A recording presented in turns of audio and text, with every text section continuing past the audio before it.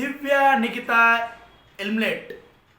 ఇది ఇప్పుడు కాదు, దివ్య ఎప్పుడు నామినేషన్లు ఉన్న ప్రతి వారం వినిపించే మాటే దివ్య ఎలిమినేట్ అయ్యింది, దివ్య ఎలిమినేట్ అవ్వబోతుంది, దివ్య ఎలిమినేట్ అయ్యింది అని.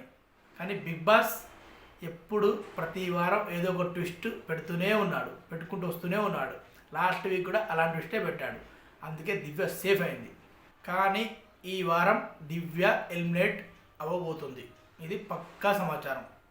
ఇది భరణి అభిమానులకు, భరణి కుటుంబ సభ్యులకు గొప్ప శుభవార్త. కానీ దివ్య అభిమానులు మాత్రం బాధ, సాడ్ న్యూస్. ఎందుకంటే దివ్య ఏంటంటే గొంతు ఒక్కటే. మన మాధురి గొంతు ఎంత హై ఉంటుందో, ప్రేమ అంత ఉంటుంది మాధురి గారికి, దువ్వాడ మాధురి గారికి. సేమ్ దివ్య కూడా అదే.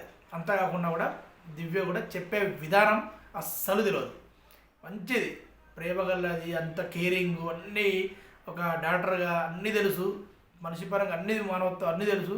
కానీ ఇది ఒక్కటి బాగలేనప్పుడు ఎవ్వరు బాగు చేయలేరు అని మళ్ళా దివ్య నిరూపించింది. ఎంత మంచి పాయింట్ చెప్పినా, ఎన్ని మంచి మాటలు చెప్పినా చెప్పే విధానం మంచిగా ఉండాలి. ఇప్పటికైనా జనాలైనా ఎవరైనా బిగ్ బాస్లో ఎవరైనా చూసి నేర్చుకోవాలి. అలాంటి దివ్య మంచిగా ఉన్నా కూడా నచ్చలే గొంతు, కాబట్టి భరణి గారికి కూడా నచ్చలేదు గొంతు. నువ్వు చెప్పే విధానం డైరెక్ట్ రెండుసార్లు చెప్పాడు నామినేట్ చేస్తూ, నీ గొంతు నువ్వు చెప్పే విధానం అస్సలు బాగుండదు, మార్చుకోకుండా మన దివ్య నిఖిత ఎక్కడ ఇప్పుడు మార్చుకోలేదు. అదే ఇప్పుడు కొంప ముంచింది. దివ్య ఇవాళ బయటకు వచ్చేస్తుంది. ఇవాళ దివ్య ఎలిమినేట్ అవ్వడం పక్క.